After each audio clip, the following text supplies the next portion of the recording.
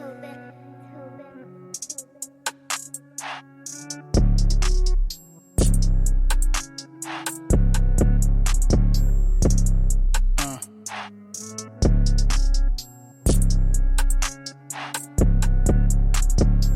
I spot a op, I do a UV with the Uzi. If I spot your thought, I buy her Louis and not Gucci. I be sipping and spinning and dipping with all of my dogs. I be spinning and splitting and give it to all of my dogs. I pull up with all of my niggas that's with it, let's get it. We handle our business, funerals, the weddings, they all get funded. They saw me with trouble, yeah, I'm always up to something, yeah. Little bitch, I made it. Part 2 of my 15 minutes. Little bitch, yeah, already famous. Little bitch, and I'm already faded. Get good talk, good morning. Good God, good gracious. Now you really need to face it. Like the words of your bitch before I ate it. You niggas is basic. Like a fiend, I love when the basic. Introducing the lightweight champion of the world, standing 6'4". Hailing from Cleveland, Ohio, the one, the only, Slim Pickens. Warning to all you Bobs and Karens. This show includes adult language. Viewer discretion is advised. You are now tuning in to the Slim Pickens Podcast Show with your host, Jimmy Jam Jarulo.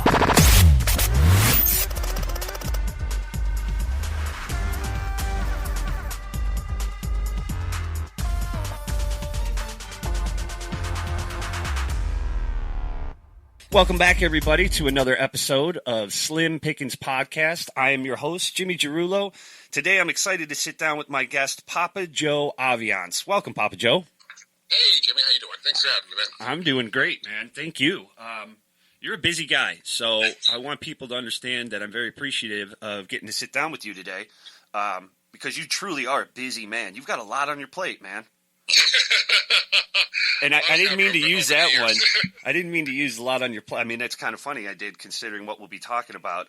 For those listening, Papa Joe Aviance, I would probably say, Papa Joe, your biggest claim to fame right now is the weight loss?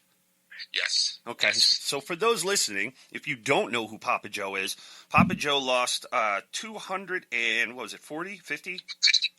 250 pounds in 18 months, which we'll get to. But just so you know who I'm sitting down with, very successful businessman. But that was probably the biggest thing. You were on Rachel Ray. You were on everything, weren't you? Yes, I was able to do it all. But I mean, my claim to fame has always been the weight loss, but it started with music. Well, we're going to get to that too. We're going to talk about that too. Oh Okay. yeah, dude. When I said you're a talented man and busy, I really meant it. And, all right, so the brief cap is that Papa Joe is a successful clothing designer. He has his own clothing label called JoJo, and that was started in 2009. He's also a musician, an author, and the CEO of Papa Joe Networks, which is a production company. So again, like I said, very busy man, so I'm thankful to sit down and give us some of your insight into your life and your experiences. Thank you. It's funny, though. You're the second guest now in a couple of days. You're from Michigan originally. Yes. I'm Yes. from Cleveland, Ohio. Really? Okay, so you know about Cedar Point. Do I know about Cedar Point? Of course I do, Papa. You know, it's funny, being out here on the West Coast in LA, most people, when I say I'm from Michigan and I'll say, Cedar Point, they're like, huh? I'm like, oh, never mind. How do you... That's crazy, because I've traveled a lot. I've traveled probably not as extensively as you, but I've traveled quite a bit. And that's one of the places, though, that people are like, oh, Ohio? Did you know Cedar Point? I'm like, yeah. Exactly. Yeah, of course I do. I'm from Ohio. Well, it was my very first amusement park that I went to. Oh, really? That's where I fell in love with roller coasters. Well, you're from Saginaw. Whereabouts, because people in Ohio don't really pay attention to the geography up to north of us. So where exactly is Saginaw? I'm pretty much in the middle. Oh, okay. Up the hand. All yeah, right. I'm in the middle. Yeah, I'm in the middle. I'm close to East Lansing, Ann Arbor, Michigan, and then also about 60, 70 miles to Detroit. Okay, cool. Yeah, not too far. So you grew up there. Yes. And were you, growing up, were you a heavy kid growing up? Yeah, pretty much back in my time, it was small, medium, large, extra large Husky. Husky. So I used to shop in the Husky size. growing up. That's where I lived. So, bullied and picked on a lot, and just kind of, had a bit of a eating problem, so to speak. I got you. At a young age. I mean, but being bullied and stuff like that, I realized that at the time, it was just I was using food as comfort food to kind of holding my emotions of being bullied. But yeah, I shopped in the Husky size back then. Oh man. So you were always a big kid. Did it get more as you got older? Did it get, I guess, more out of control, or did you find yourself that you were constantly using food as a mechanism? Yeah, I was constantly using food as a mechanism to just cope with any type of anxiety or stress that I was having at the time. I mean, but and through relationships, and career, and just as today's climate, being black in America, so to speak. Yeah. And growing up through all of that, it was kind of, it wasn't easy. It wasn't an easy path, but, it just was, I was using food as a crutch, and that's kind of what that's where I lived for a long time. So people understand where I'm going with this and why I'm asking. Papa Joe got up to 450 pounds? Yes. Is that right? Yeah, 450 was your... That's why I didn't want to say it just yet, but yeah. Just so people don't think I'm a dick, and I'm just like, so you were a fat kid, huh? Couldn't put down the cupcakes, huh, Papa Joe? Yeah, exactly. You're like, oh, okay, you couldn't lose those last 2 pounds? Oh, okay. Yeah. No, so people get it. If 450 was your top weight, and that's where we're kind of headed with this, just so people knew. So what were you doing as a kid? Like, because music is a big part of your life, so was that also something like growing up in Michigan, kind of what was your childhood, teenage years kind of... Wow, childhood, teenage years. I mean, I guess where do you develop these interests? Well, you know what? My interests have always lied in things that were not in the norm. So I've always done things that other people weren't doing. So if my friends were into sports, I was into music. If my friends were into basketball, I was into bike riding. It was, I was just always doing something completely different, but also still remaining, friends with these friends, people that did different things than I did. But I always did things that were kind of like outside the box. I played violin. Growing up, I was a band geek. So I started off with music, growing up as a kid. And, and also, having that fascination with roller coasters. I'm like, I'm going to Cedar Point again. We literally would take road trips to Cedar Point when I had my license just to go ride the roller coasters and drive back home. That's funny. And some of my interests at the time, were just, like I said, I was a band geek. So growing up through that, obviously, band people were not the most popular people in school. So, so I got picked on for that. Still not. It's still not. But and also, and so I'm so glad when they came up with that movie, American Pie, we're like, one time in band camp? Yes, I remember. Suddenly everybody was like, I might go into band next year. Yeah. But I mean, I've always kind of felt like I don't want to say like an outsider, always kind of looking in, but I just felt like I've always done something different than the norm. Doing your own thing. Yeah, kind of doing my own thing, and just kind of finding if something did pique my interest, I kind of like consider myself, and even now, there was a commercial where there was a cereal called Life. Yeah. And the kid, where Mikey, try anything. That was me. That literally was me growing up. It was like, what's that about? Okay, let me see what that says. And then if I liked it, I always said I'll try anything once. Or sorry, try anything twice, 3 times if I like it. I'm sorry, try anything once, twice if I like it. Sorry, there it is. 3 times if I really like it, and now I'm addicted. 3 times I really like it, yeah. Well, what were your musical interests that you were into? Classical. Like kind of what, all classical? Classical and punk rock. Oh, okay. That's kind of crazy. Yeah, I was a rebel. I was literally, like I said, even as a teen, I was a rebel. So being the band geek and stuff like that and being bullied and picked on, I kind of went into the punk phase. So I was like, continuing to be that outsider, and actually growing up, I went to a Catholic school. So I went to a Catholic school for the first, K through middle school. Okay. And then I went to my first public school in Virginia. Did you move then up from Michigan? I moved from Michigan after 8th grade, and I started my freshman year in Virginia. Okay. Actually at one of the schools. That's a point of topic now. Robert E. Lee High School. Oh. Yes, and they are changing my name of my high school. Yes, but I went to Robert E. Lee High School in Springfield, Virginia. And then that's where I was like, oh my God, what do you mean you get to wear jeans twice a day? I was the same. I went to Catholic grade school, 1st grade through 8th, and then I went to public high school. Yeah. I'm like, wait, I can pick whatever I want? Whatever I want to wear. Yeah. Yep. And so I went buck wild. I literally went buck wild. And so, Did you have a sense? I'm sorry to interrupt. Did you have a sense of fashion then? Like, were you also kind of like, were you rocking the punk rock thing, or all over the place? I was all over the place. I had my Doc Martens on. Okay. I had my ripped jeans. I had my leather jacket. And sometimes I had spikes on the jacket, or and I had red hair. You gotta be kidding me. I went all out. I went all out, but also I was just very quiet. Yeah. And just kind of to myself, because again, I basically became a listener rather than a talker. Okay. During high school, and just kind of like, because again, people kind of fascinated me, even though I was being poked on and bullied. Other people, like, in the cheerleaders, or the jocks, or, the punk rockers in school, or the band geeks, or, or even the blacks, the whites, the nerds, the geeks, everybody was kind of like, especially going to a public school, where everybody was different. Yeah. I grew up in a Catholic school where we all had to wear the same uniform. Yep. So everybody looked the same to me. I didn't care what you did or what it was like, oh, you wear the uniform too? Okay, got it. Yeah. And acted the same. We all kind of were structured to be very similar, Yeah. So when I got to public school, it was like, oh, a smorgasbord of people? Yay! Look at all these faces, colors, and styles. Oh my God, this is awesome! You know what I mean? And so I think, and just growing up, being that, I don't know, I can't speak on that, to be honest with you, just yet, because I never really thought about it until now.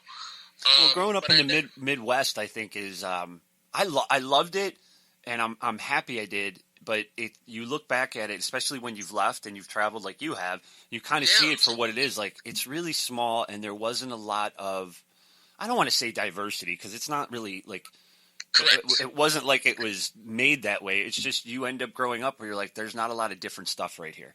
Correct. I mean, like, pretty much everybody on my block knew everybody. Yeah. So, like, if I traveled to a friend's, 6 houses down, his mother would, my mother would yell, oh, I know where he's at. Yeah. So it was a small community versus, but again, when I moved to Virginia, coming from that small environment to Virginia, and then just seeing all these faces and different races and different things that people were excited about and their interests and hobbies, I was like, oh, okay, let's learn. Right on. So I got to talk to a lot of friends, and so what I did was I kind of counteracted being bullied, because I did go buck wild in high school, and I'm like, I'm going to be the different guy, and then, you know what I mean? And I'm not going to fit in, again, not fitting into the norm. Mm-hmm. And then what I did was, even though I got bullied and picked on, my strategy to survive in high school was to befriend at least 2 people from every social group. Smart. So that if I had a problem with anybody else, I could go to my friends and be like, yo, your friend's picking on me, and then they can go beat them up. That is smart. I love that. So that was my strategy in high school, was to befriend 2 people from every social group, and just kind of like, and that's how I battled high school. That's a brilliant tactic. When I got picked on, I'm like, your friend's picking on me. But then again, and I got to explore other different, people's cultures and things that they were interested in. So again, I'll try anything once and twice if I like it. So you were just like a sponge those years. Yeah, I really was. Yeah, that's how I can describe it. Yeah, man. Yeah. So what? Okay, I'm sorry. Go ahead. No, please, no. I was going with where you were going. That was my survival technique through high school. No, that was my survival technique through high school. It was smart. It was like, okay, so if I'm going to get picked on by... And what I did was I befriended... The people that were picking on me, I didn't befriend them. I befriended the other ones. Yeah. Yeah. So, those had, whether they were the best friend of so-and-so that was picking on me, I'd befriend them. The art because of they were the war. ones. They were the ones closest to that person. So if I had any problem, be like, "Can talk to your friend." Yeah, that's genius. And then eventually, what would happen was I'd wind up befriending some of my enemies at the same time. Oh, right on. That's how it works. Yeah. Well, I mean, most of it, especially with these kids, they're idiots, and it's once you get to know somebody, suddenly it changes. True. Yeah. And so that's how I got a lot of cultural experience as well. Just, kind of being around a lot of people. And then it just, because to me, I mean, I think we're fascinating creatures overall. Oh, yeah. But it was just, like you said, it was a sponge. It was a learning experience. So I was able to take that to the next phase in life and move that on to my college years. Where'd you go to school? I left Virginia and moved right to New York. Oh, that's when you ended up in New York? Literally the next day after graduation. No shit. I didn't go to a graduation party. My bags were packing on a bus the next day. Why? Because I wanted to get out of Virginia, because Virginia was too small for me at the time. Same thing as Michigan. When I got out of Michigan, I felt Michigan was small, and then Virginia, I felt like I had done everything that I could in Virginia, got to know everybody that I wanted to know. I said, okay, let's move on to a bigger city. Listen to you. You're 18 years old at the time. Like, you talk about a fire under your ass. Like, I at least hung out and went to graduation parties. I can't believe you literally... I mean, that's a ballsy move, Papa Joe. You know what I mean? Like, for an 18-year-old to pack up from Virginia and just be like, yeah, going to New York later. Yep. That's kind of crazy. And then I got accepted to a college, Iona College, which was funny, which happened to kind of go back to my roots, which was a Catholic school. I went to Elizabeth Seton College, which then got bought out by Iona College. But I went to a Catholic college in the beginning. How was that? Is it different? Because I went to college, but it was just a college. With prayer service in the morning, and then go to class. Oh, okay. So it was pretty much like grade school or high school if you went to Catholic. Seriously, yeah. And it was interesting that it was funny that I would pick that school, and I picked a small school in a big environment. In New York City, I picked a small college. Did you think you did that on purpose? I don't like consciously, like a small school but a big city. I really do think I did, because then I was able to kind of like, I don't want to say like be a mole within the city, but kind of like be a speck within a bigger picture. Yeah, I get it. And that way, okay, let me learn from the inside out. I would have done it because I wouldn't have wanted to get overwhelmed. A big city's a big city. Like New York's crazy. I've been there. Correct. So I think that was a pretty smart move, even if it was. At 18 years old, the flashing lights of Times Square and everything, and 100 million people walking on the street, you're like, oh my God, okay, this is okay. That's smart. So I went to. It was in New Rochelle actually, so it was outside the city. Yeah. Yeah. I know. So again, being that rebel, I would hop on the Metro North and head right down to the city. What were you doing when you went down there? What were you going to? I can't say. All right. Okay. No. I mean, I just got into a lot of trouble. But I mean, were you going to like see punk bands? Were you hanging out in dive bars with? You know what I mean? I was going to nightclubs. I was just living the New York life. Living the New York life of an adult New York life at 18. Were you doing well in school? Because and plus on top of that, I was a big guy. So I was like already 6'2", and I was like maybe 195 pounds. So people didn't think I was 18. Yeah, that's pretty rock solid at that point in your life. Yeah, and so I got my first fake ID in New York, and I went nuts. I just what's this? Were you still doing well in school during this time though? Like, were you focused on school, or were you more of like? I really was, but I really found I was having a hard time academically. But having more fun, I was kind of more focused on fun, more so than the academics. But I did, I gave it my all when I was there. But afterwards, it was time. When the clock struck 3, I was out. Quitting time. I was on a train. I literally would take a cab from school to Metro North, hop on the train, and get down to Penn Station and night away, come back home, take a cab back from the Metro North back to my dorm room, study, and then get up, go to prayer services in the morning, go to school, and then depending on how I felt, I would go back out again. That's funny. Yeah, it sounds familiar. I think anybody that was in college in their 20s, that was the routine. Oh yeah, What's it's just part of Central. What were you studying in school? Like, did you have at this point? Did you have an idea of what you wanted to do, or radio, TV, film? Okay, which is, you know what I'm saying? Which is kind of where I'm at now.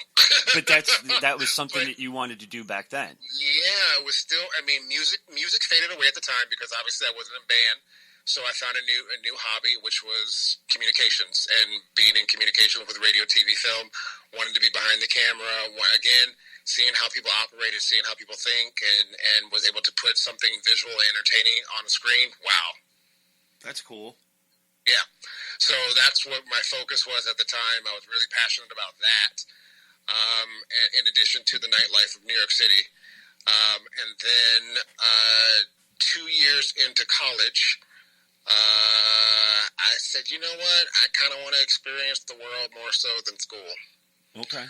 Because New York kind of like, I don't want to say New York. I'm seeing a pattern, Papa. Yeah, New York kind of took over. So I'm like, I want to experience life. You're a life liver. Yeah. But what happened was New York kind of, when I left college and moved to Manhattan, New York kind of kicked me in the nuts and said, "Go back home." That's how California was. That's how LA was for me. Yeah.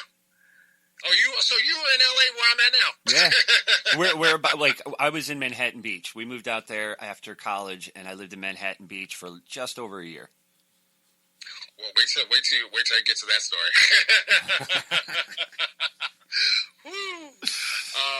But I was in New York, and then I left college, and then went to Manhattan, and then New York kind of like I said, kicked me in the nuts. Moved back home for 2 years, and that's where I got into the corporate world. So in Virginia? Yeah. What were you doing in the corporate world? My very first job outside of working at McDonald's and stuff like that, during high school, but my very first corporate job was working in the billing department for AOL, when AOL first started. Okay. And within a year, based off of my interpersonal skills that I had developed in high school, I was able to work my way up to the associate producer for AOL. My job was basically to bring computer clients online. So I was bringing on the Dells, I was bringing on Compaq, I was bringing on Hewlett-Packard. I was actually bringing those companies online to promote their services at the time when America Online and online services were exploding at the time. That's crazy. Yep. And then from there, within AOL, I was able to somehow plant another seed of travel.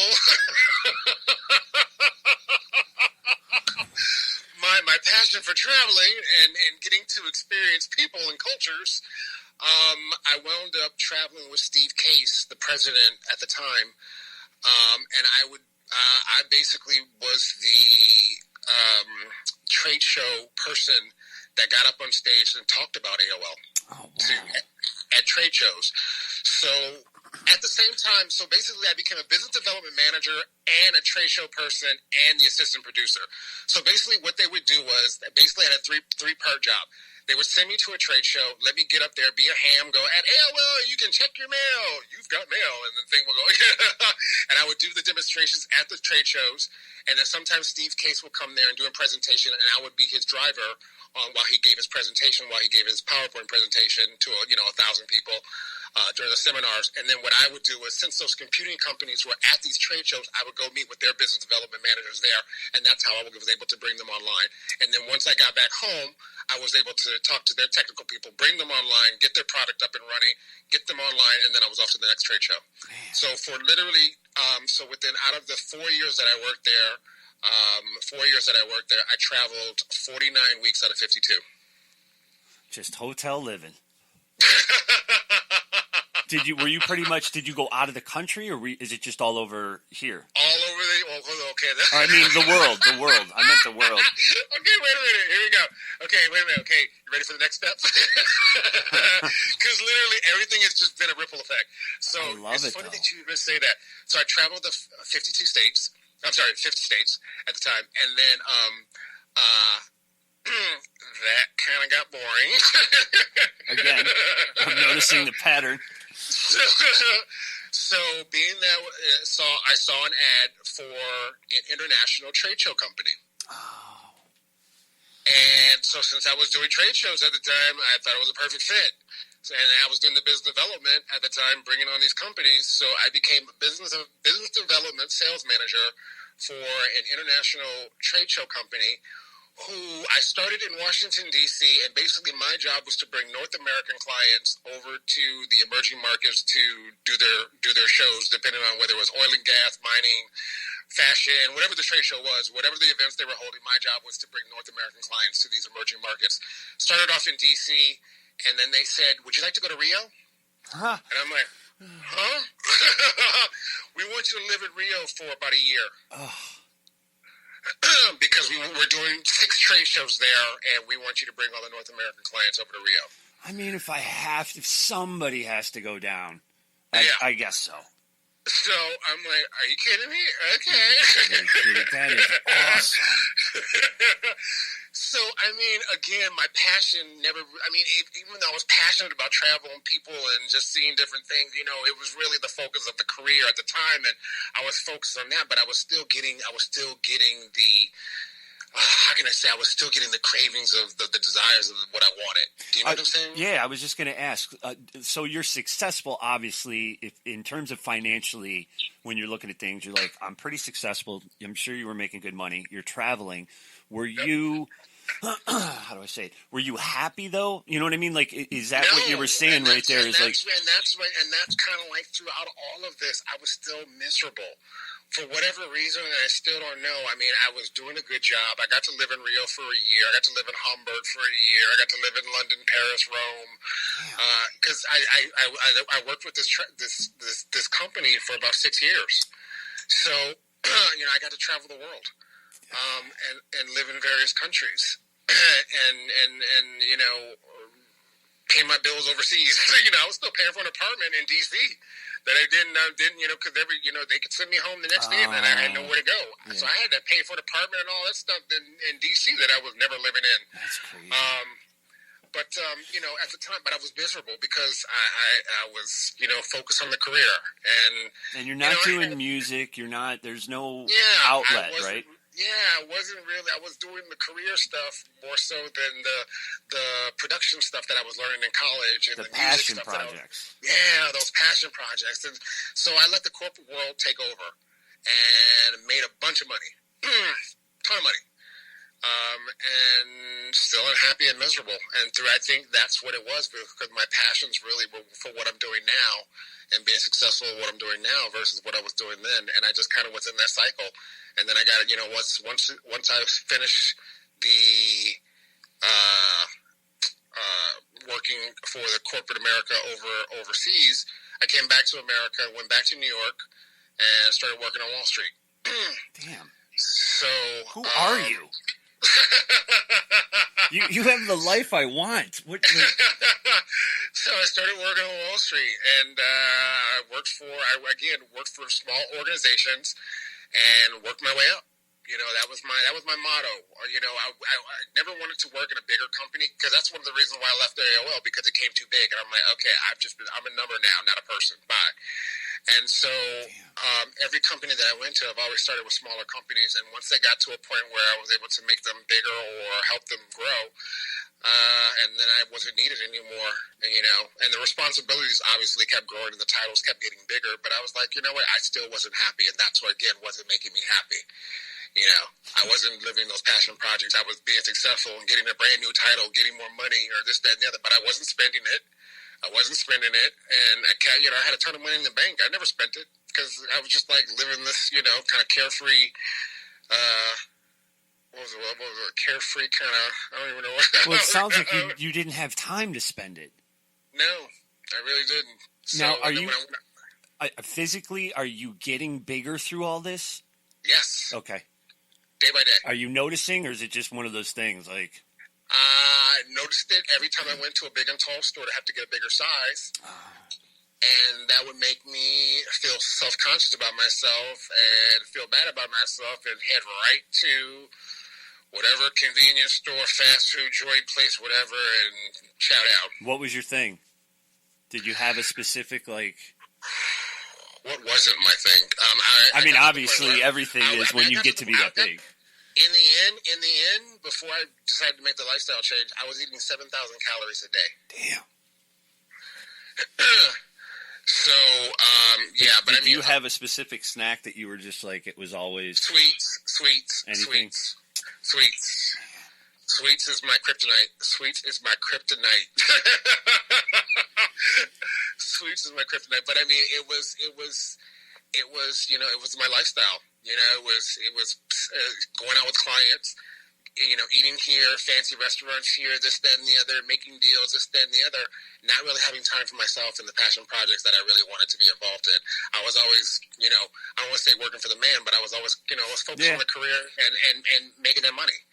That was my goal. It wasn't, and for me, it wasn't about the quick hits of making the deal. It was making the, the relationships, because of, again, that being in high school, I was able to make strong relationships with people and build strong relationships with people because I was able to kind of use that survival tech mechanism, like befriend everybody in the organization. When's your birthday? Sagittarius, December 14th. Okay. You're like, that's what it is. Well, you sound so much like there's I see a lot of similarities between us, and I feel like you kind of have that personality that I have, where I like to get into a project, I like to get it together, build it, organize it, and then once it's put together, I'm like, there you go, you guys have at it. I got to go start another project. That's it. That's the way that I've done. Yeah, and then pretty much what happened was, but if you give me that same project, and I still have to maintain it, facilitate it, and organize it. I'll quit. I'll just quit. Yeah. At some point, I'll be like, I quit. No, I can't stay in this cycle too long, because then it gets repetitive and boring, and I'm just like, and then I don't feel like I'm doing anything. I don't feel like I'm accomplishing anything. I'm a Libra, and so that's kind of one of the things that I love to start projects, get them going, and then move on to the next project. Yep. I learned that from my grandmother. I learned that from my grandparents too. Okay. Yeah, my grandparents taught me a lot growing up, by the way. Is all the family back in Virginia, or do you still have family in Michigan? Family in Michigan, family in Virginia, and family actually out in California now. Oh, nice. So now you're on Wall Street, and you're at this point, you're getting bigger, you're just not happy, you're working all the time, you're not spending all the money you're making. What was kind of next then? What was the point that things started that you made another change then? 9/11 happened. Oh, shit. I guess that's okay. Yeah, I was actually walking out of the train station, saw the second plane hit the tower. You got to be shitting me. My building was across the street from the World Trade Center, the towers. And then, so I went into my office. We're told to evacuate, and I go outside.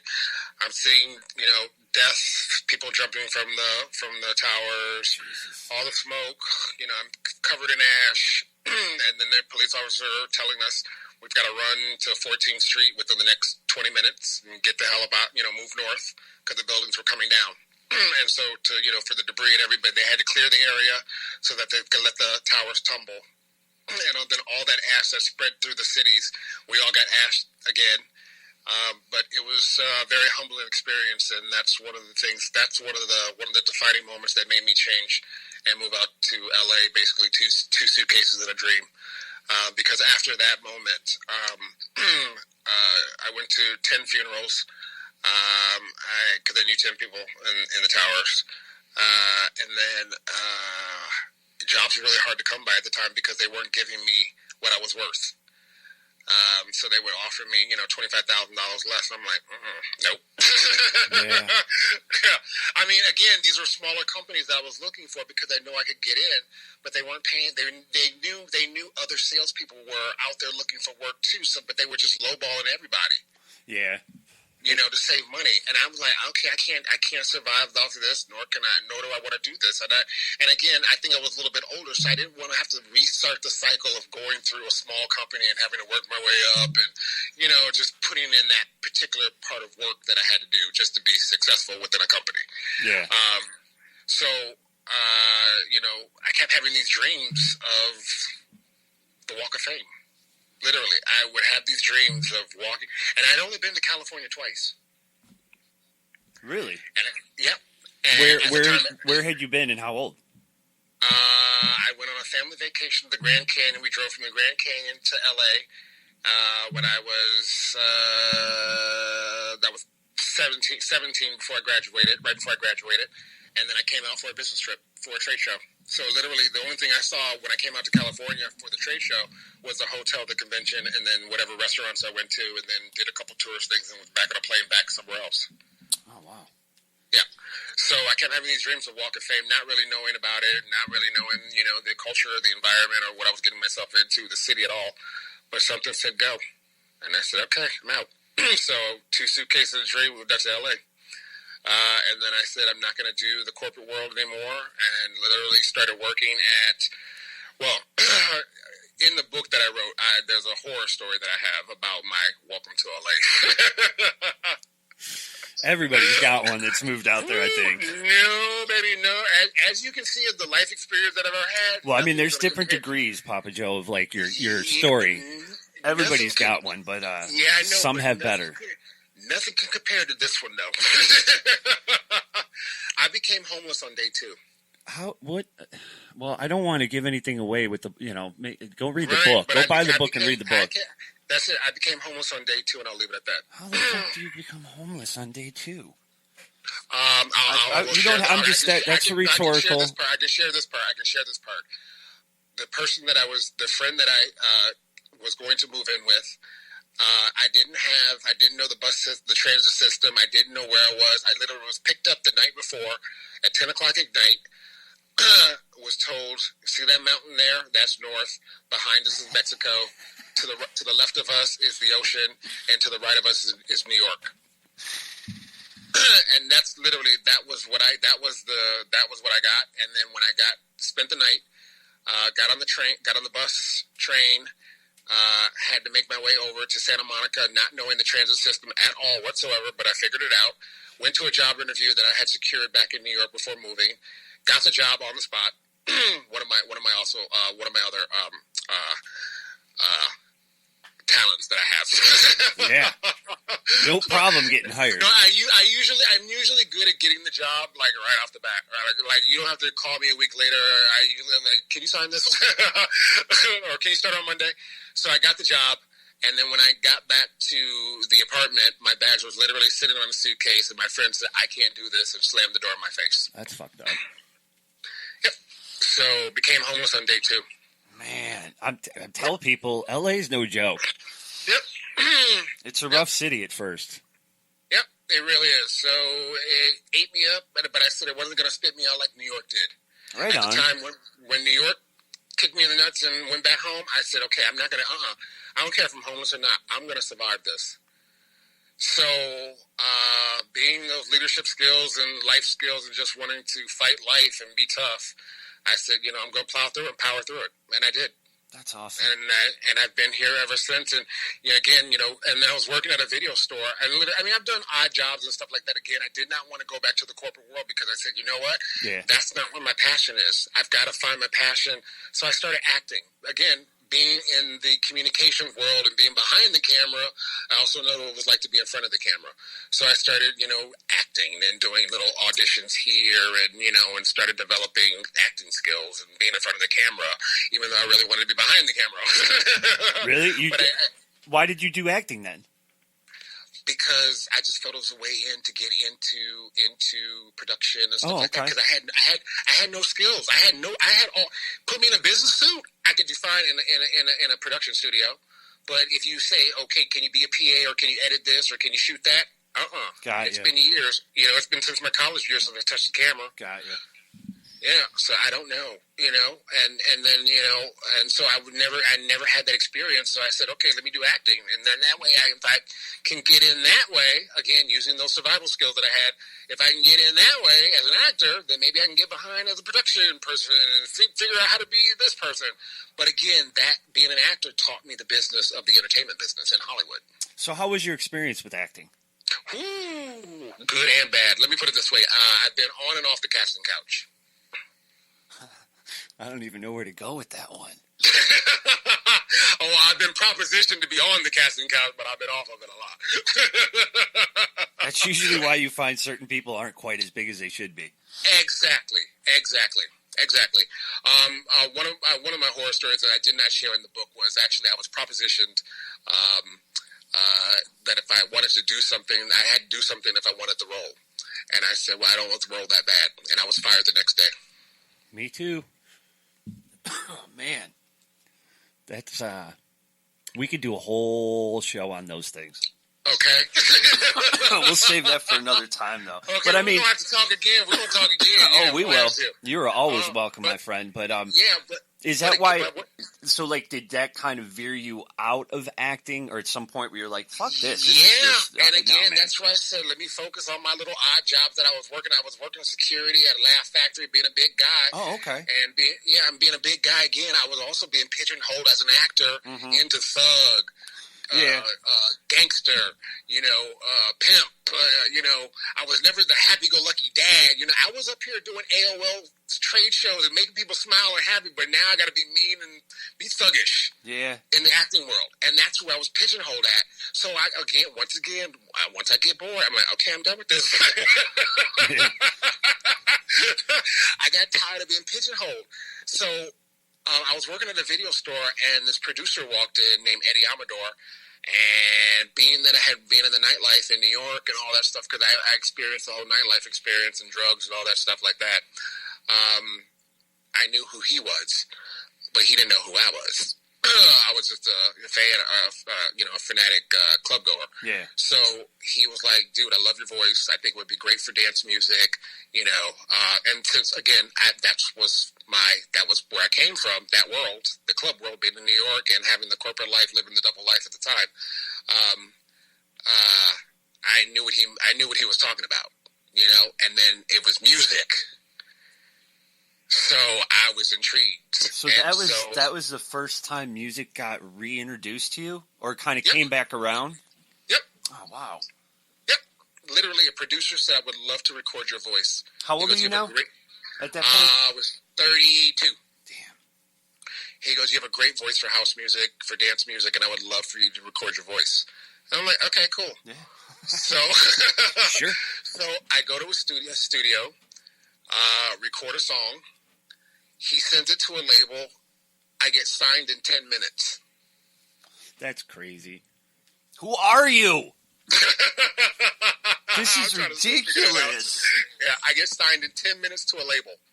So then they fire this other person, this other rapper, and say, "Would you like to be on this track with this artist named Lula, who I had danced to her music in the nightclubs, and then I'm getting ready to do a track with her." So we do this track called "Last Night a DJ Saved My Life." We did the club version of the original 1970s hit.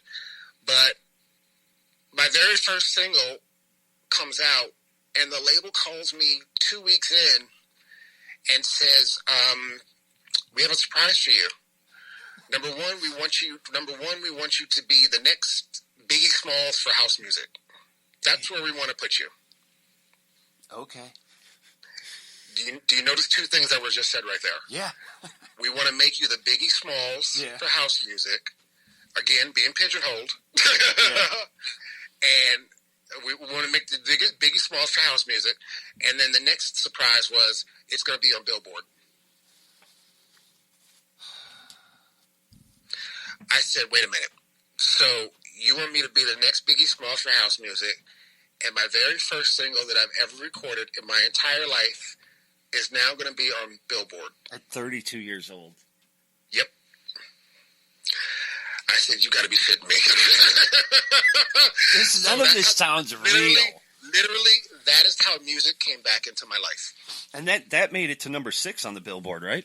Correct. It started off at number 24 and made it to number 26. I made it to number 6. Yeah. And it stayed. It was there for 10 weeks. It's the whole duration of debuted at 24, and was on the charts for 10 to 12 weeks, up to number 6. And then what happened was, while that was taking off, I said, okay, now you got an opportunity to do music. You can't look like you look like this, because they want to pigeonhole you into the next Biggie Smalls, rapper, West Coast, East Coast. I ain't fighting nobody. I ain't fighting nobody. I'm a lover. So you got to change. This is your wake-up call. You've got to change. You've got to do what you need to do. This is an opportunity that's been presented to you. What are you going to do with it? So I grabbed my tennis shoes and my dance music, and I started walking. First time around the block, that's all I could do. Drenched in sweat, 450 pounds. Number one, I didn't like, and actually at the time I was really unemployed, couldn't afford a gym or gastric bypass surgery or any of those fancy diets out there, even though I had tried all of them in the past, and succeeded and failed. But this time it was for real. So I was you're 32, 33, 450 pounds.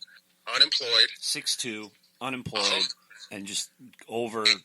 Now, was it them trying to pigeonhole you that really hit you, or was it a culmination of? Because you said you noticed this weight the whole time. Yeah, I noticed. I knew I was big. Ain't nobody had to tell me. I knew, but I mean, and I was ashamed of it as well. That's what I mean. Like, was that a driving factor at that point? Like because I was ashamed of it. I was embarrassed about it. You know, again, when I went, anytime I went to the big and tall store, I had to get a bigger size. That's where the depression and the frustration and anxiety of, and the low self-esteem would kick in. Yeah. And I really felt bad about myself. And then it would tear me up inside, but on the outside, I was this happy-go-lucky, jovial guy. Yeah. And, everything was great. Everything was wonderful. Yay! Even though I was like, ugh. But, and so the first time around the block, I did it. And I'm like, okay. And so we did a music video, and we shot the video, went on YouTube, and then I just kept noticing all the hits go up. It went from 0 to 1,000, and then 2,000, and then, oh, shit. And then it was shared, and I'm like, fuck. And it was, you know what I mean? And comments, I'm like, yep. And then it starts to go viral, and I'm like, oh, shit. And again, I'm looking at myself in this video, and there is literally one shot to this day that triggers me. And, well, I don't get triggered by it anymore, but it's very hard for me to watch because it's a profile shot. Everything else was shot straight on, but it was a profile shot where you could see actually how big I was. Yeah. And that really was my wake-up call. So when I got back home, I went online. I would watch the video again until I got to that part, and I said, okay, tomorrow you're going to go back out there and do it again. So I started walking, and then what I would do is when the song finally came out and debuted at number 24, that's when I ventured out into the community and started walking to further newsstands, and each time it went up in the charts, I would walk to a further newsstand to go get the Billboard magazine and bring it home as a reward for myself. Oh, right. And by the time that it went to number 6, I was walking up to 5 miles a day. That's awesome. Yep. So that's how I rewarded myself, was going to get the magazine and walk to a further newsstand and walk back and just see my name in print and go, yes! This is so fucking cool! Oh my gosh! That is awesome. But that just, again, ignited my passion for music. And then, because again, I played music, but I never did music. So I never wrote music. I never, I got to write music. I got to be creative. I got to now, just ignite this fire and this passion and do something new.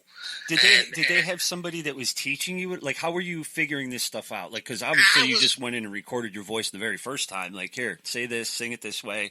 I mean, the label walked me through. The label walked me through, publishing rights, and they schooled me, and they told me, read this book, everything you need to know about music. I schooled myself and educated myself so I didn't look like a fool as much as possible. But at least I learned, some of the lingo. I didn't know all the details and how everything worked. I do now. But I mean, just even sitting down and writing a song, like people, there's a way, there's kind of a science to it all. Yes. You know what I mean? So, like, was somebody there's somebody for you that you were able to kind of hang out with that was already doing it, that was like, here, this is kind of how I do it? Or not really, no. I just kind of would listen to other people's stuff and then say, give me some music to listen to. And then that's what happened was, my friend Eddie that kind of discovered me, he would give me, sample tracks and goes, right to this. Okay. And then I got to write to different music, and then he would say, oh, that's great, let me submit it. And then it would get submitted to a different label and get signed.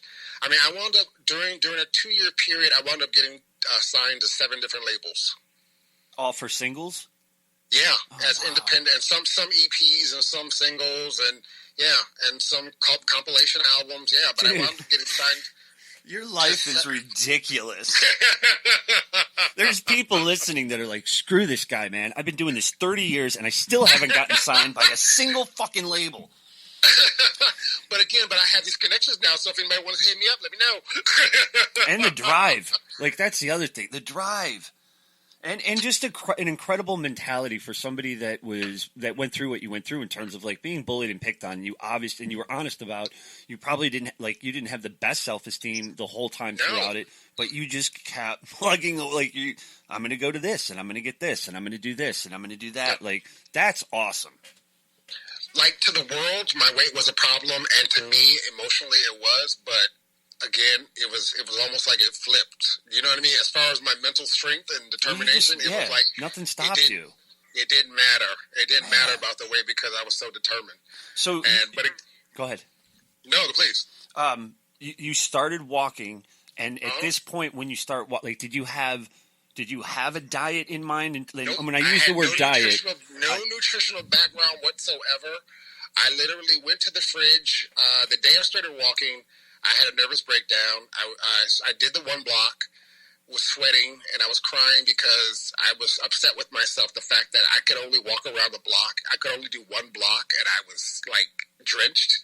Like, I had walked 7 miles. Like, I was drenched as much as I did a marathon. And I just did 1 block. And so I cried, boo-hooed, went to the fridge, had a nervous breakdown. I threw out everything that was going to get in my way of losing weight. So I was left with a bottle of ketchup and mustard. I grabbed a food pyramid off the internet and downloaded that, a food pyramid off the internet. And I said, okay, everything on here good, everything else bad. Okay. And I literally, but again, being unemployed, proving the fact that you don't have to be wealthy to eat healthy, because everybody at the time was like, oh my God, eating healthy is so expensive. Oh my God, eating healthy is so expensive, which at the time it kind of was. But again, that food pyramid is very simplistic. It's just basic items. And if you stick to those basic items, guess what? It's a lot cheaper. True that. You know what I mean? It's like lettuce, apples, and fruit. I mean, it's fruit. It's like, okay, 99 cents, got it. So what I did was there was an actual 99-cent store here in Los Angeles, and a friend told me about it and said, go shop there. They got vegetables and fruits and everything. I'm like, I'm not shopping in a 99-cent store. And they until said, go you shop at the 99-cent store, and then you're like, oh. So I walked in there and saw that they have fruits and vegetables that I could survive on. I don't like everything, but they had everything that I could survive on. You know what I mean? I like apples. I like certain fruits. You know, okay, let me grab a whole shit ton of those. You know, because I know I can eat these all day because I like it. Right on. So let me grab a ton of those. You know, and then what I wound up doing was spending $40 a week on food. Come on. That's ridiculous. So you had you had $40 a week. You're going to the 99-cent store. And is that really where you're doing all your food shopping at this point? Okay. And I mean, farmers markets and stuff like that, but really it was 99-cent store. And so then at the same time, now this is the same time the song's going on the billboards, and I'm doing same old time, you know, songs being played on the internet, you know, hits going viral, and I played on MTV, I'm on VH1, and all these other places, blah, blah, blah. Yeah, meanwhile, I'm still shopping for $40 for food, getting signed to a label, having to write creatively. So I really took that time to be creative and dive into the passion projects, and also kind of like, okay, still be healthy at the time. Because again, like I said, I went from 7,000 calories to 2,000 calories, and I did everything cold turkey. I literally stocked my fridge up with fruits and vegetables, and I said, and again, my kryptonite was sweets. So for 6 months, I didn't eat sweets, and then started doing things in moderation and realizing, okay, you can still have it. You just can't have the whole cake.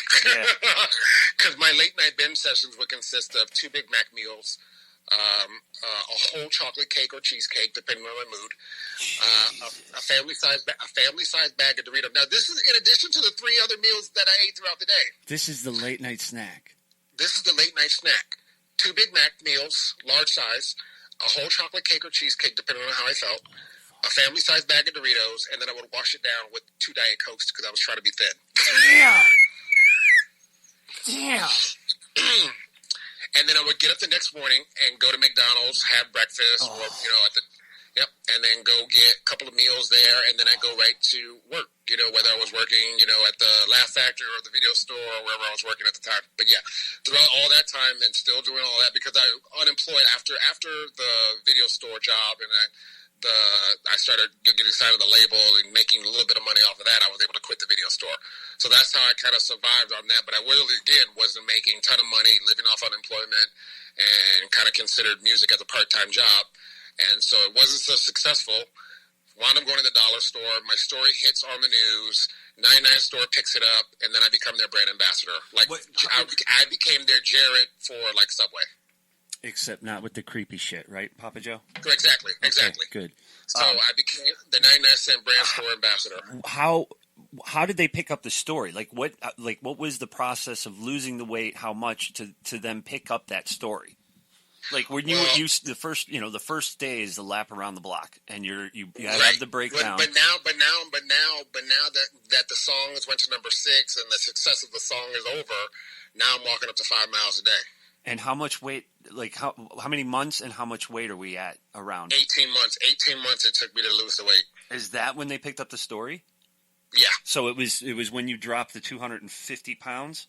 Yeah. And then okay. So, and then what happened was, because I kept doing the same walk every morning, rain or shine. So, and you know what I mean? I did that same walk, so people kept seeing me every day. And so every day people would see me, and businesses would come outside, hey, Papa Joe, people would honk their horns, hey, see you walking again, yay, And people saw my transformation just by me walking the same route every morning. In addition to people who were on the street, and I think that's how my story got picked up, somebody sent it in and said, yo, this guy walks and he's transformed us. Yeah. And so I got a call one day from the news channel. Oh, no, I got a call from the doctors, because that was my very first appearance with the doctors. I got a call from the doctors show saying, we want you to tell your story. So I went on the doctors. I sang my Live for Life song that I had out at the time, my new single that I had out at the time, and then I talked about my weight loss. And that's where the 99 store found out about it and picked it up. And then I became their brand ambassador. And then the local news stories picked it all up. And then that's where Rachel Ray and everybody else picked it up. And then finally, the American Heart Association came into play. And then music was kind of drifting away again. And American Heart Association came in and said, we want you to sing all your songs at our Heart Walks. And then I wound up sharing my story there. And then I became their brand ambassador for the American Heart Association. Oh, wow. Yeah. So literally in a course of a year, within that year, I became the brand ambassador for the 99-cent store and the American Heart Association, and new singles and signing music and stuff like that. But again, that started to slip away. Music started to slip away, and I'm like, all right, because there really wasn't any money in it. And being 33, I was not going to be some singer going dance. You know what I mean? I'm so I'm gonna leave that to Lady Gaga and all them little teeny bopper people who want to, go ahead, knock yourself out.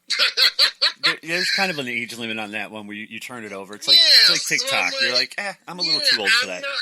I'm not 30 something. You're 34. I'm not. No, I'm sorry. I can't do it. I'm sorry. But this is all within what, 4 years? From the time you were homeless when you got to LA with the signing and then the 18 months of weight loss and becoming the brand ambassadors. That was what, 3-4 years out there? Yep. Jesus, that's crazy. That's crazy. Yep. And then from there, it just, I was literally on this run of sharing my weight loss journey with everybody and the success of that. And then again, I'm still I had my foot in music because of still, obviously it's been my success, and that's kind of where I got started. So it's just been I still have my connections with friends and DJs and producers, and so I started managing people and kind of sending the elevator back down and helping the younger generation or anybody else that really was passionate about music as I was. Oh, right so on. that's how I was able to kind of stay in it without being in it. Okay. Work your way behind once again. Yeah, again. Now I'm trying to work. Now I'm trying to be that production person that I was back in college, where I'm behind the camera. So I got the opportunity to school myself in the music industry and help a couple artists out. And I did a couple management for them a little bit, so I was able to make some money off of that. And then finally, something said you got to share your story even more, and I wrote a book. And that ripple effect. What's the title of the book? The book is called Balancing the Scales. Balancing the Scales. But the ripple effect of my career. Within 4 hours, I became an Amazon bestseller. I'm done with you today. God. So I self-published my first book, and within 4 hours, I became an Amazon bestseller. That is awesome. Congratulations on that. I mean, that's just so ridiculous. Thank you. I was out in California for 3.5 years. I saw some titties. Okay, like that's what I got in 3.5 years. And so it's amazing. That's why I said you're super interesting. And I was like, I got to talk to him. This is just who lives this kind of life. Like maybe a couple of these stories, like, oh, you've had a pretty cool life, right on. You've had some good luck. You've worked hard. I'm like, but this dude, this is ridiculous. It's literally been a ripple effect of everything, and it's been a blessing. That's awesome. Because, throughout all the hardship, now believe me, out of all the success and positive stuff that I'm sharing, I've also had a lot of negative. Don't let me, anybody listening or even to you. But it's been my driving force. Yeah, but I mean, I'm not overseeing that because that's one of the things I hate when people look at people that are successful and they're like, oh, and it's like you're not even recognizing how they got there. Like you. No. I know you are. I hope so. No, I know you are. I really do. I hear it. Man, it's amazing. I just want to say, and thank you. I appreciate that because it really has been a lot of hard work. Oh, hell yeah. Acknowledging it. It's been hard work. It ain't been easy. Trust me, because, I'm still not where I want to be yet, but yet I'm in the process of where I'm going. Yeah. And so I'm not looking back. And that's one of the things that, but when I do look back, I'm reminded, oh, you've been through some shit. Yeah. Yeah.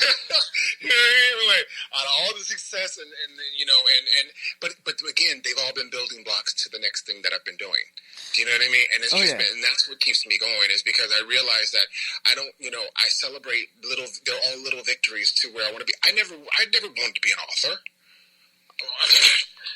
It took me. That's why it's amazing, and it's one of those things. You're like, there's so many people out there struggling to write their book, and you're just like, I'm just like, here I am going la la la la la la la, and you trust me.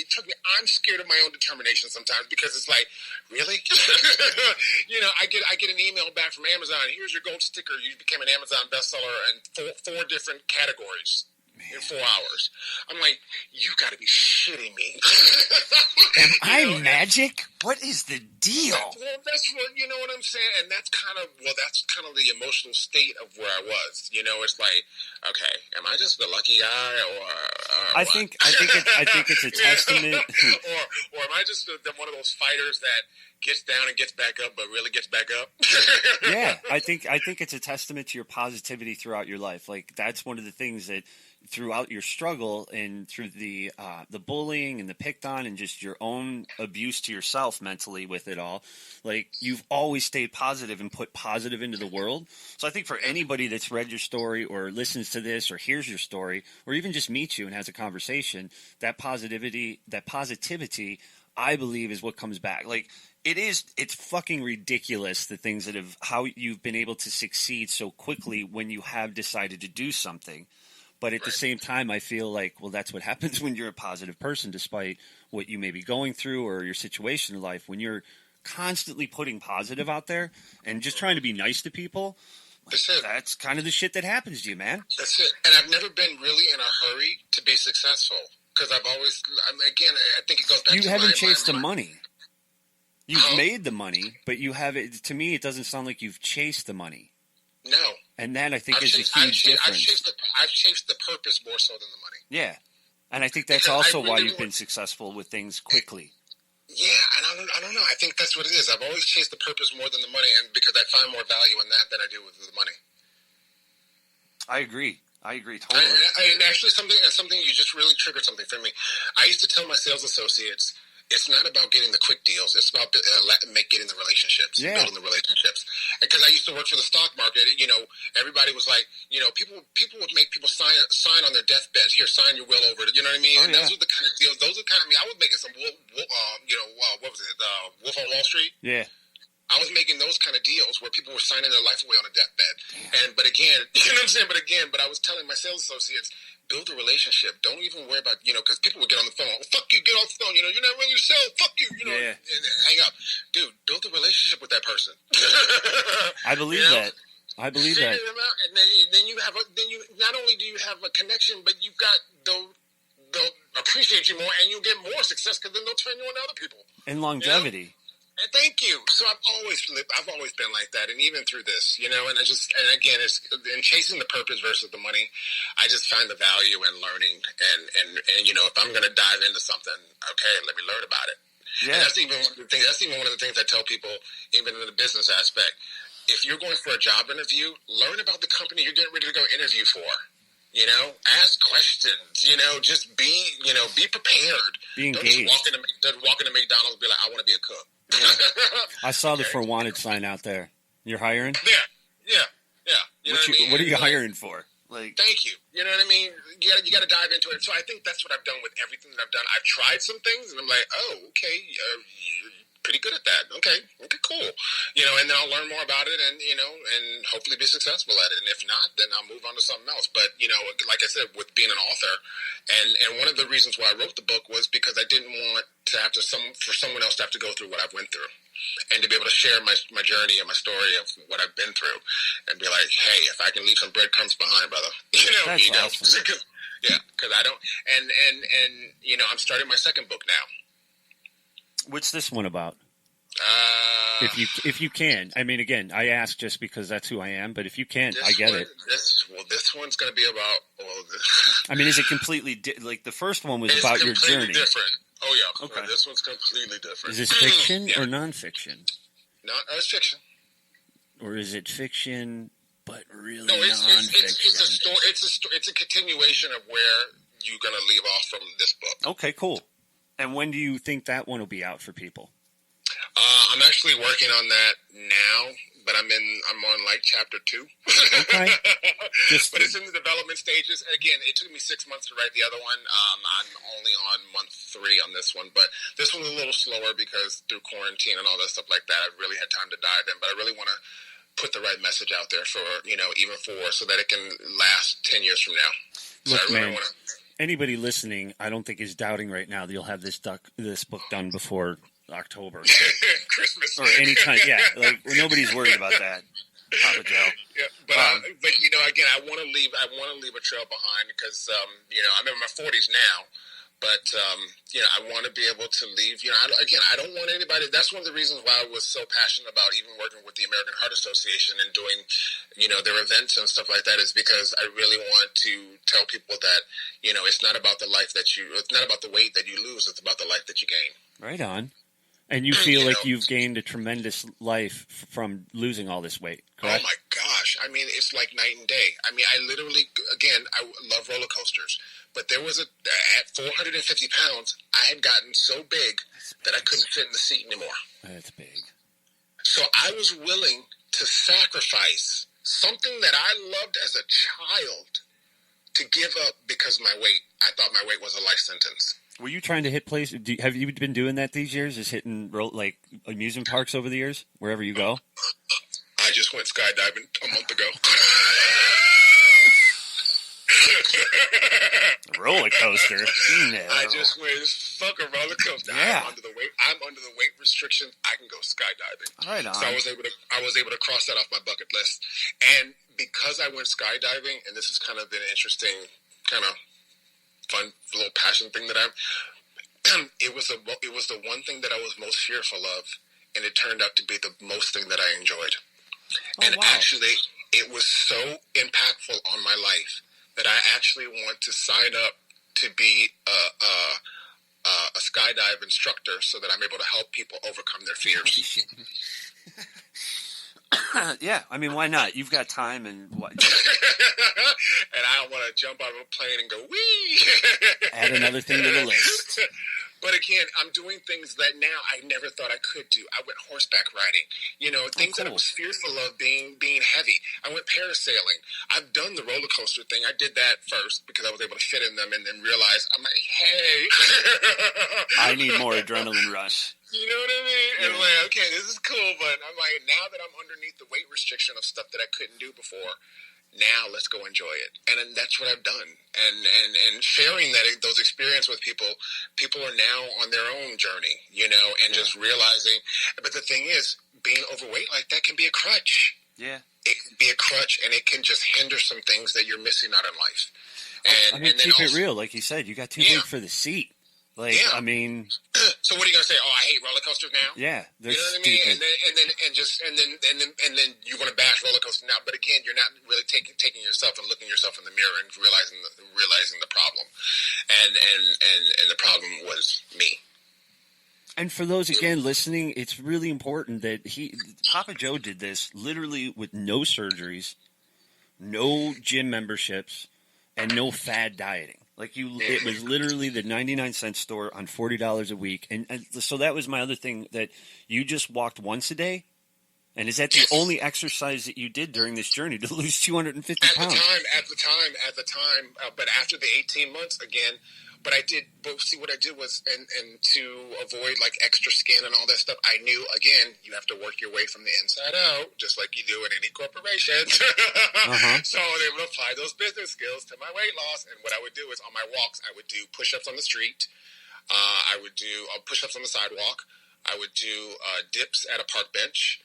And, and that's how I was able to, I mean, I still have a little bit extra skin, but not like you would, where I would have to go get surgery and get tummy tuck. I mean, you look good, my man. Thank you. I'm working on it, but it's just been, and again, it's been no surgery, no fad diets, and just, it's just self-determination and willpower. And then, because of the walking and the book selling and the book coming out and the success of the book, during my transformation, I put a shirt on and I called myself the Electric Negro. That's what we were getting to next. Yeah.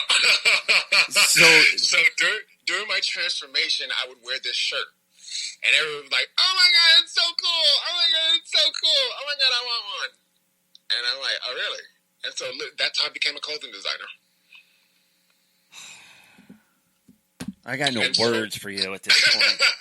So I'm like, all right, let's study fabrics and this and that. And really, how much would you pay for it? And then I would just get a sense of the community that I was in. Where did Electric Negro come from, though? It was just, you know what it was? Okay, it was a superhero character that I created for myself because Black Panther and Black Lightning were already taken. So I'm like, all right, those two are out. So if I wanted to call myself a superhero, I'm the Electric Negro. Okay. And so I found a graphic artist, came up with a design, and started wearing this shirt out, and people started calling me that. Versus Papa Joe. People like, hey, Electric Negro, hey, Electric Negro. And then I'm like, oh, and then somebody says, I want one of those. I'm like, oh, you do? And I mean, I guess my business skills kind of kicked in, my entrepreneur skills kicked in, and literally going from music, author, that's how I became the clothing designer as well. Of JoJo, right? Yeah, of JoJo, yeah. And so because this is all still in survival mode. I have no corporate job. I have no main job. Again, this is all survival mode. You're pretty much still independent, kind of like an entrepreneur, just getting a check here and there, right? Correct. Yes, and making it happen. I got my. But are you happier at this point in time? Oh my gosh, I'm ecstatic. Okay. But yet, again, it's those learning curves that I'm new at this, and obviously you want to be successful at it coming out the gate because you've had success in other things, and then something says, okay, slow down just a little bit. So then I got hit by a car while riding my bike because what I was doing was I went from walking to hiking to bike riding. And so from hiking, I started hiking mountains, and then I started bike riding up to 50 to 75 miles. And then I got hit by a car while riding my bike just down the street. Was it pretty bad? Yeah. So literally everything stopped. Everything stopped. Everything. no money coming in, and my leg broke, face messed up, my grills messed up. I had all my front teeth knocked out. Yep. And then, and literally, I was just in a crosswalk, and someone hit me. I was in a crosswalk, ready to cross the street. Light turns green. Walk sign comes on. Guy makes a right-hand turn, trying to make a right-hand turn, and hits me. Out in L.A.? I wasn't even on the bike, really. I was on the bike, ready to pedal across the street, and he just took the light. He just came up and took the right-hand turn. Out and in L.A.? Me off my bike. Yep. Yeah. People... Magnolia and Lancashire. Mm-hmm. Right there. So, but from that experience, though, everything shut down. So again, Electric Negro came out, and then I started being that person, and everyone's like calling me that and selling the shirts and this, that, and the other. And then a white guy walks up to me and goes, "That would make a great comic book." And I said, "Oh, really?" I mean, it was already a superhero character anyway. Do you know what I'm saying? So, yeah. like, and why did you make him? For what purpose? You said through this transformation. So was it something that you were, I wanted to create a superhero character, not only for myself, but for other people to think of themselves as. But what did this one embody? You know what I mean? Sorry? Like, what did it embody? Like, what did this superhero embody? You created him for, like, was it, you're going through this transformation, you're losing weight, so you're changing as a person physically and emotionally. Right. So was it kind of something like this character kind of got created in your head to deal with certain things, and then you were like, "Oh, this is a badass." Yes. Like it was actually for the emotional side. It had nothing to do with being a comic book character. It was actually to deal with the emotional side because I felt like a superhero. So it was just for losing all the weight and doing losing all the weight, and transforming and being kind to people and just right on.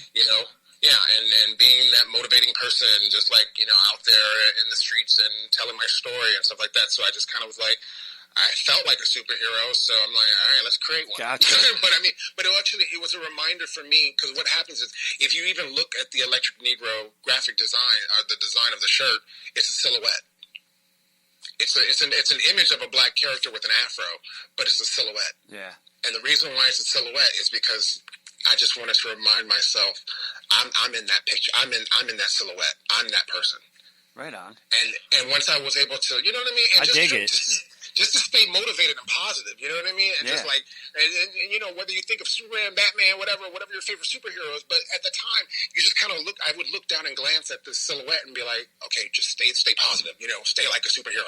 And then I would think of my favorite superhero, Superman or Batman, and I would think of other superheroes. But then somebody said, hey, this would be a good superhero. And I was like, huh? Oh, really? It's just like, again, the entrepreneurial spirit and survival skills kicked in. So I'm like, okay. So I've been cultivating this idea for 5 years now. Okay. And it literally has just again, through the ripple effect of how things are going, again, I'm in no real hurry, but I'm in, obviously there's pressure to to produce get the a product. Yeah, exactly. But okay, let's go through the steps and see what we're gonna do. And so from the success of the shirt, then okay, you gotta find an artist.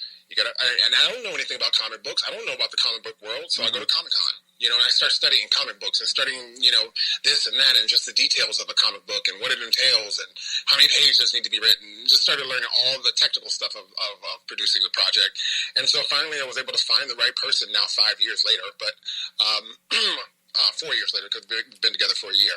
But, through that process, it's just been, I've got Denzel Whitaker from Black Panther on board. I've got AJ McClain, a Backstreet Boy. Yeah, I saw that. Yep. And then I've got Donald Turner from General Hospital. I've got celebrities now that want to be attached to the product. And I really haven't, I've done nothing really social media wise. This is just me being out and about and being like, oh my God, tell me about it. I'm like, oh, it's a new black superhero. It's new anime. First it was a comic book. Now it's turned into an animated series. So it started off as a comic book, realizing that took too long to develop and too much work to get out and market. I'm like, yeah, scratch that. So let's move on to where you're home and where you feel comfortable, and that's television. And that was back in producing, back to my college days. So makes sense. Yeah, so I just dove into this right now, and that's kind of where I'm at today. Is doing my little marketing for the product still and getting the word out there. But now I found an animator. I've got my celebrities on board attached, and actually, to be honest with you, how I got AJ McLean from the Backstreet Boys on board was because I had on my birthday, I went to a surprise party. A friend had the guy from The Voice. He was like the final runner-up on the 5th season of The Voice, named Dave Finley. And he was like the 3rd runner-up. And I think it was season 5 or something like that. But yeah, he wound up telling me, I beatbox. So I'm like, okay, beatbox. So he starts beatboxing, and I was like, oh, that's cool. And he was this country redneck guy who beatboxed. And I'm like, oh, for real? You got skills like that? Okay. So he was like, yo, let me do your theme song. So I took him to the studio, being that I had those music connections, took him to the studio. We recorded the theme song. He sent the theme song to AJ and said, yo, I just recorded this. AJ said, I want in. Man. Without knowing nothing. Of course. Nothing. He only knew that his friend did a theme song called Electric Negro, heard the theme song, and says that to was him, enough. I want in. I'm in. And I literally got an LOI like 2 days later. I was looking at it, and I was like, how do I become famous so I can be a character in Electric Negro? This looks cool as shit. Actually, you've got the voice, and actually, I'm looking for somebody, too, right now. I mean, I could be a villain. It doesn't matter. I know. That's what I'm hearing right now. Trust me, I hear it in your voice. Right on. I hear it. No, it looks awesome. We're going to talk offline later about that, because I really do like the sound of your voice as well. But, thank you very much. Yeah, but that's how AJ came on board, and literally another friend of mine who I was another friend said, hey, I would love to be a character, and I gave him just a little small part to be, and I just started developing this inclusive cast, all-inclusive cast of different shades and colors, but now it's getting ready to start getting pitched out to networks, and it's the controversial, unapologetic, thought-provoking, and hilarious new superhero. I love it. Name Electric Negro. I do. I think it looks great. Thank you. And it's just, and now again, it's those breadcrumbs again of being that producer, of being something that not only can I put something out for the African American community, I can also educate as well. Right on. And that's kind of what I want to do with this, because that's the reason why I have a diverse cast of characters, literally all races, all inclusive, and we're going to poke fun at racism, youth culture, and politics, just kind of the funnier side of things, and also being Black in America. It's kind of like the Boondocks take of a superhero. Yeah, the show, the Boondocks. Yeah, I was reading it. Yeah, kind of like Boondocks take on a superhero, and just kind of being, and just having fun with it. The way, I think, from what I got, I was like, oh, cool. Like, just kind of how it should be, where you can just have fun and have conversations, and you can talk about things without anarchy erupting. Exactly. Man. So, and to be honest with you, and now this is, I really want, I'm going to say this for the very first time, and it's really kind of, I'm so sorry, they're doing some construction outside. Right. I'm going to say this, and for the very first time that I felt this strongly about it, but I'm getting more attention now on the project than I have in the last 2 years because of what's going on in today's society. Yeah. But I mean, on a good note, I'm getting like positive feedback. Like, you have no idea. Like before, what I did was I pimped out my Jeep. I had little decals on it with the Electric Negro. Nice. Google it, look it up. But now I've kind of like expanded. I've got a big tire cover with the actual animated character on the back. It says Electric Negro, new superhero, # Electric Negro. I've decked out the car, the Jeep that I have, and just roll around town. And everyone's like, oh my God. So now I get filmed, taking pictures, Instagram.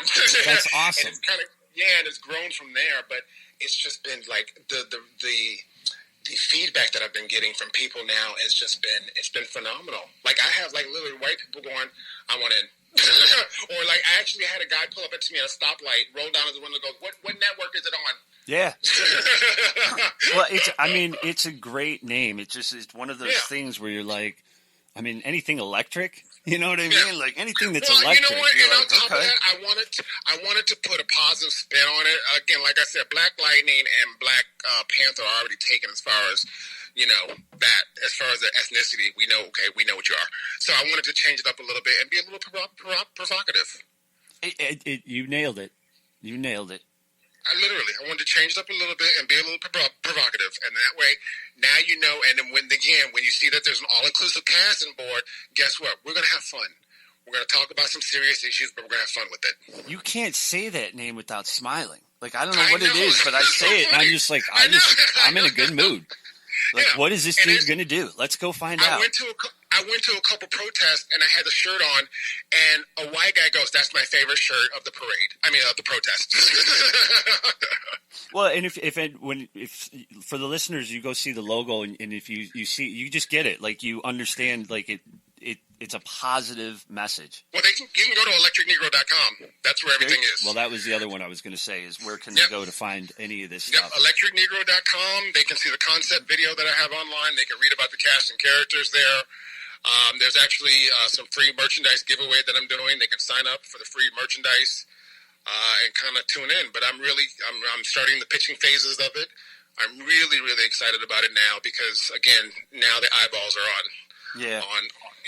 And so I think all that preparation and everything that I've done has just kind of like led me to where I'm at now. So the history of everything I've done in the past has put me where I'm at today. And you're working on the book and you're focused on Electric Negro. Is that pretty much safe to say right now? Yeah, and I'm still, you know, I haven't gained a pound. One of the things I even say in my book, one of the things I say in the book, Balancing the Scales, in life, I think there's two things that you need to focus on. One is your health and wellness, and two is your goals and dreams. Agreed. And the reason why they go hand in hand is because you can't go after your goals and dreams if you're sick and unhealthy and uncomfortable. Amen. Agreed. So, but they kind of go hand in hand. Do you know what I mean? So in order for me to continue to do what I want to do, I got to remain healthy. Yeah. In order for me to continue to be Electric Negro, or to be successful, or to be in that writing room, or continue finding actors and producing and this, that, and the other in development, I got to be healthy. Yeah. Well, nobody's going to buy it if all of a sudden you come back as, you know, no offense, but the 450 Papa Joe, like, what? Yeah. Do you know what I mean? Like, wait, man, what happened to the Electric Negro? Like, yeah, you can't work. What's going on? You know what I mean? And not to say you can't do something being a heavier size, but if you got other goals and dreams, you got to be a little healthier so that you're able to do them in the long run for the longevity of it. That, and I was just going to add to that it, you know, for anybody listening, it doesn't even necessarily mean weight. It could be mental. Like I've gone through, you know, stages where I'm just not happy. So it's something that you have to take care of yourself to be successful, because you just need to be right all around mentally. But if it's not every day. No. But but if you just continue to remind yourself, okay, I got to eat right today, you know, or something, you know what I mean? Just you know, look, I fall off the wagon every day. You know, I may grab a Snickers, you know, you know, or something. But yet I get back on the wagon, you know, and I'll go for a walk. I'll go for a bike ride. You know, I'll burn off those calories. And that's one of the things I did too. Even during my weight loss, if I wanted that Big Mac, I would walk to the McDonald's to go get it. And I forced myself not to eat it until I got back home, because I wanted to put in a little bit of work before I got to satisfy myself. You are unreal. I would have driven up there and eaten the damn thing and just been like, fuck it. No, I said no. If you want it that bad, walk there to go get it. I'll just start this damn journey tomorrow. And even not as a punishment, but you can't eat it there. You got to walk back, and then you can eat it. And by the time I got back, it wasn't as hot, fresh, and this, so I wound up eating half of it, wasn't satisfied, and wound up throwing it away. God, you're a smart man. I look at that like smoking. It would have been like one Big Mac would have just led me to, I'll take two Big Mac meals, large sized, and... But see, again, you know what, though? I wound up losing, as I went for that walk to go work for it, I wound up losing focus of the trigger and the need for it. Do you know what I mean? Because yeah, you're just an all-around driven dude. Like, you're a different breed. So yeah. Thank you. Yeah, well, and I mean that as a compliment. You know, and that's one of the things, hopefully, that the book will teach us, you know, to kind of just put that at the forefront and kind of be, you know, your own driving force, so to speak. And that's that's why the reason there's all certain the little signs of certain things that I've put in, that I've sprinkled in. You know, that's why the Electric Negro is a silhouette. You know what I mean? So to kind of remind yourself, I'm that superhero. You know, and for everybody else, and to be that cornball. You know what I mean? It's like, you know what I mean? And I think that gives everybody that that could be me when they see that image and that silhouette. I think that's cool because then you can kind of be like, yeah, that's me. You know what I mean? And just to remind yourself to be strong, you know, and stand confident like a superhero would, you know? And just to remind yourself, even in those dark times and those dark days, just to try to stay positive. And I know it's tough for everybody because everybody's going through a whole bunch of shit right now. But I mean, you have to. It's the only way to come out on the other end in a positive way and build. Correct. So whether it's listening and sometimes it's being alone or whatever, or talking to a friend, and, you know, just how we're communicating now, hey, I've had the best conversation day ever. Me too. You know, I'm like ready to go out and go on my day with a smile the rest of the day. You know what I'm saying? Like, I always joke and say I could survive for 2 months on a good compliment. That is, well, thank you. That's a compliment that I will take, that I appreciate. I'm glad. I'm really glad because I had a great conversation today too. I mean, you seriously, you're just an amazing man. Thank you. It's like I said, a rare breed, which I don't mean to put anybody off. This man is inspirational. Get your ass out there and start walking. But I mean, I know. Just comparing us, it's like, God, I got to get my shit together. I really got to get my shit together. You have it. No, in a good way. It's funny. Like, you listen to you. But you know what though? It's what you focus on. Yeah. What you focus on, and you know what? There's 24 hours in a day. Take an hour or maybe 30. Like, I don't write every day, but I'll schedule a day, and I'll say, you know what? Okay, and if Friday is my day to write. I don't schedule myself. I got to do it at 8 o'clock. Mm-hmm. But I know Friday's my day to write. So I know within that time frame, with that 24 hours, I got to take a couple hours for myself to write. And whether it's one page or 2 sentences, you know, I did something. You know, okay, that's 2 sentences today. That's all I feel like doing.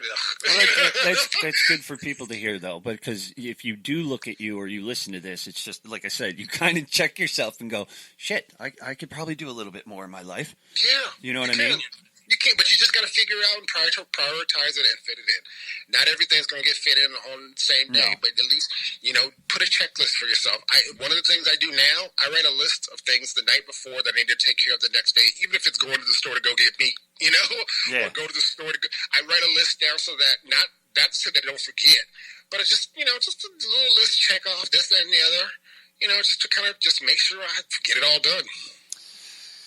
You are a remarkable man, Papa Joe. I thank you so much. Thank you. Is there anything else that you want to drop for these people? Definitely check out the book. Get the book, get walking, and stay focused and happy and healthy and electric. I love that. Go check out Electric Negro. Go check out Balance the Scales.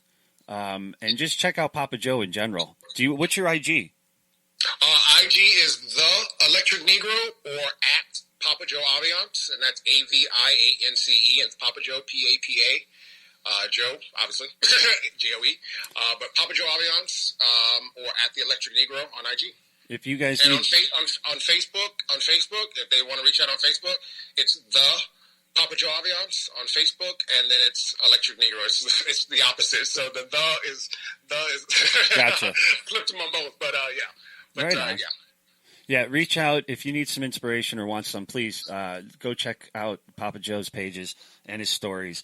Thank you so much for sitting here today and taking the time out to talk to me, man. It was absolutely awesome. Thank you so much, Jimmy. I really do appreciate it. Thank you. You guys have a great day. Take care, everybody. Later.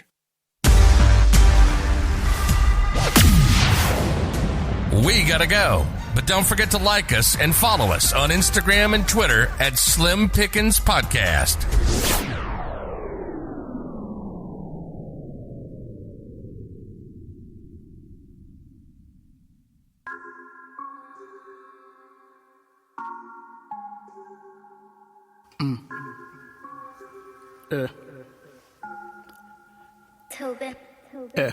With the pen, yeah, I penetrate this bitch. So much water on my wrist, yeah, gotta stay hydrated. Killing bad bitches until it's annihilation on annihilation. My occupation is the occasion, yeah, I'm always on time when I pull up in the latest. Something they expected, hard for them to reject it, but I keep them all guessing. If I feel the tension, yeah, I pull up and I stretch up with the Smith & Wesson. On the south, I'm a legend. On the east, you know I'm a reverend, cause I give them all blessings. My word is bond, my word is law, your word is not, your word is flawed. Case closure unsolved, I don't fuck with none of y'all. Yeah, put the pack in and put the pack out. Once I let you back in, can get you back out. It's just me, test the temperature. If I don't like the degrees, body change from the temperature when it deceased. I remember used to sell trees, yeah, with Patrice. But because maybe I was just a teen and maybe she was a fiend, they would just get out on me. My life really ain't a sad story, it's a dark comedy. I got power and jealousy. I guess that's just the God of me, ain't no fraud of me. As I sat there, wonder how many stars on the side. One time for the ancestors, gotta let it burn. One time for the bastards who got it backwards. I hit the world on yours, only answer, it's all mine. Blame my cancer. Full rounders, turn them into dancers.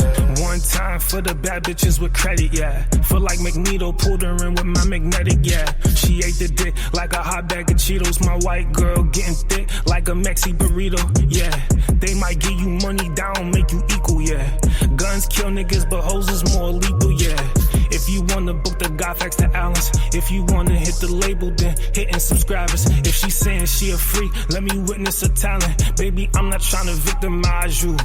We just trying to victimize you, to hypnotize you. Real nigga won't criticize you, cause we just handle business. As I sat there, wonder how many stars on the side. One time for the ancestors, gotta let it burn. One time for the bastards who got it backwards. I hit the world on yours, only answer, it's all mine. Blame my cancer, full rounders, turn them into dancers.